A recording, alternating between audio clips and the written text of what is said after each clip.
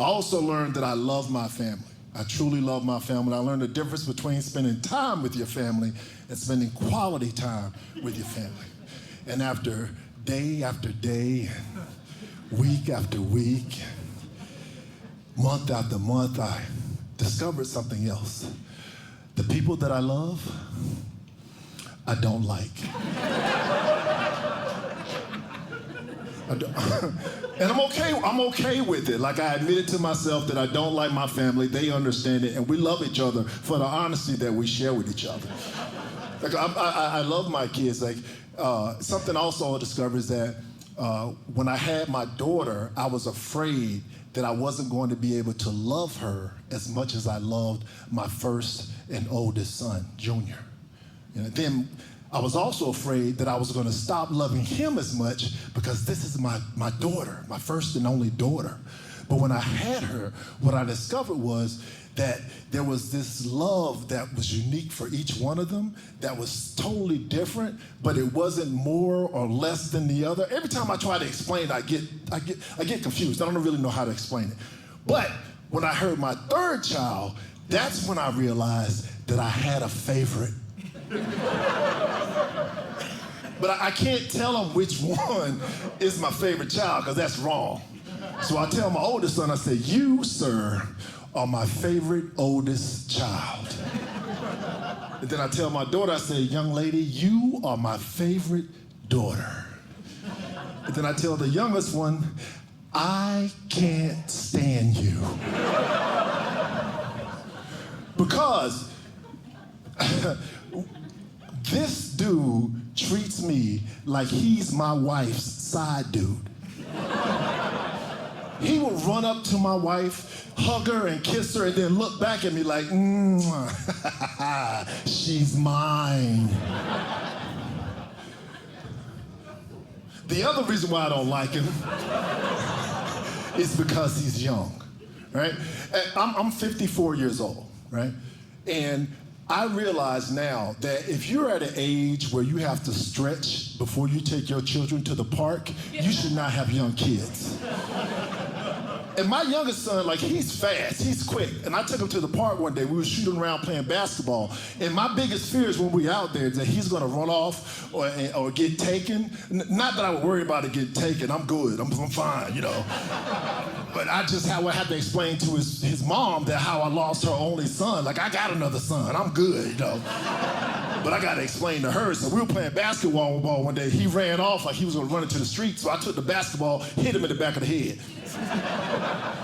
People looking at me like, oh my gosh, can't believe you hit that child in the back of the head with a basketball. I was like, listen, lady, I saved that boy's life with the bounce pass, huh? It wasn't overhead, it wasn't chest, it was bounce pass with the thumbs down, fundamentals. And so I have a 27-year-old son from a previous marriage, and I have an 11-year-old daughter and a 7-year-old son from a future divorce. Let me explain. Let me explain. But before I do, my daughter, I love my daughter, and I taught my daughter how to ride the bike. And one of the things I promised that I would teach all my kids how to do is how to ride a bike, because I didn't have my dad around, who wasn't in my life, to teach me how to ride a bike. My older brother taught me how to steal a bike, but there was nobody to teach me how to ride a bike. Do you know how hard it is to steal a bike when you can't ride a bike? So I taught my daughter how to ride a bike, and my oldest son and my youngest son, it was easy for me to teach them. I just put them on the top of the hill, pushed them, you can ride, that was it. But my daughter, I had to get her the whole gear because she wanted, the elbow pads, knee pads, and then we went out to get her a biking helmet, but she didn't want a regular biking helmet. She wanted a biking helmet that we made together. She wanted to get a regular helmet, and then we put stickers on it and all this other stuff. And she looked like the starting linebacker for Hello Kitty University. She had about 40 tackles that year. And so I took her to the park, and she picked up bike riding real quick. So we left the park, and then we left the field, because I teach my kids how to ride on a flat field, my daughter, because if they fall, they're okay. So when we left the field, she was like, Daddy, can we go to the park? I was like, sure, son. Sure, baby, we can go to the park.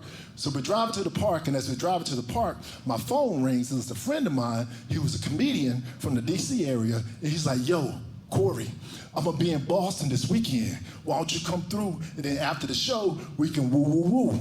I was like, cool, let's do it. And my daughter, she's listening to it because it's on the Bluetooth, and she's like, Daddy, what does woo, woo, woo mean?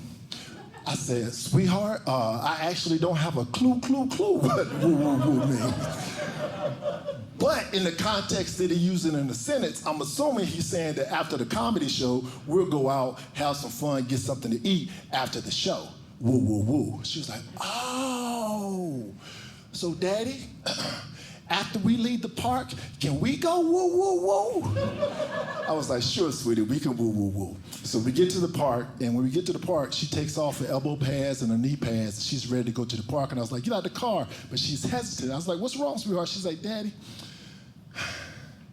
I really love the biking helmet that you and I made together, and I want to keep it on. Can I keep it on while we go to the park?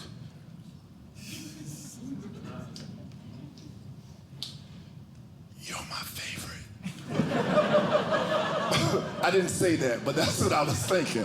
And I was like, sure, honey, you can go to the park. Keep your helmet on. So we went in the park, and the first thing she wanted to do was get on the swings, because she liked this game where I put her on the swing and I push her, and then she acts like she kicks me, and I fall 10 feet backwards. But the park was packed that day, so all the swings were full. So the only swing we can get on was this new swing I had never seen before. It was a big plastic swing, and it had like the handle, some bars that come over your chest and lock you in. And I got her in, and I was pushing, and it was cool because she put a biking helmet on. She's like a fighter pilot, you know what I mean?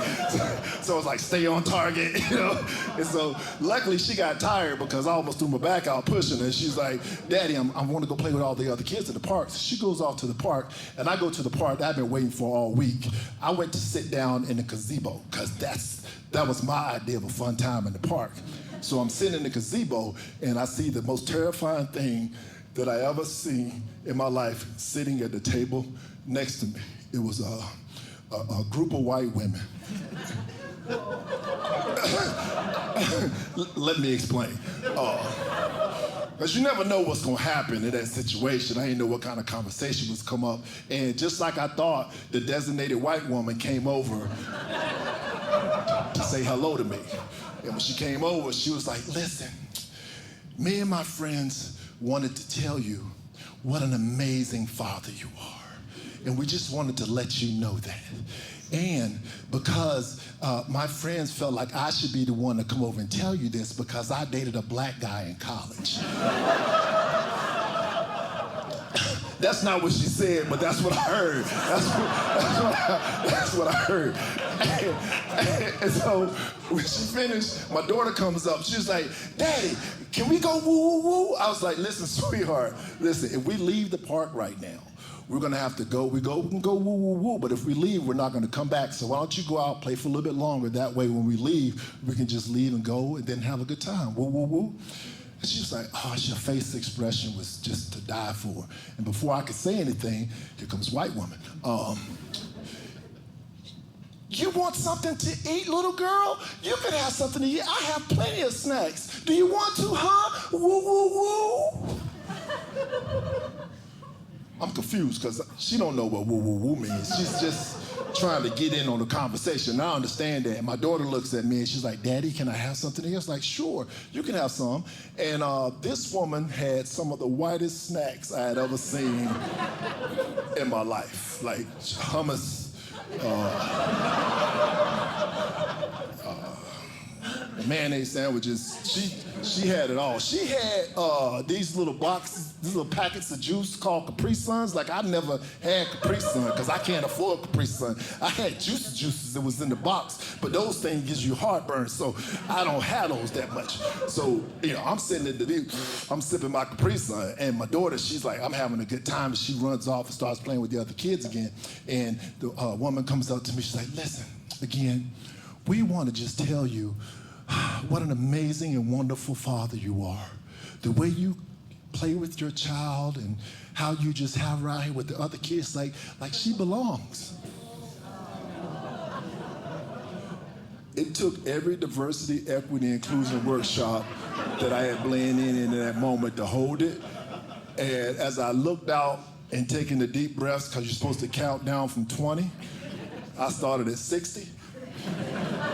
And I looked out and I saw my daughter, who's taller than all the other kids, and she has on a helmet, and she has all the other kids going woo woo woo, and I'm like, sweetheart, we gotta go. Let's go. Come on, woo woo woo, woo woo woo. So we leave and we end up at McDonald's. She's like, Dad, I had such a great time. I had a great time. And we're getting out of the car. She starts taking the helmet off. I'm like, no, don't take your helmet off. We might be able to get you a Happy Meal out of this one.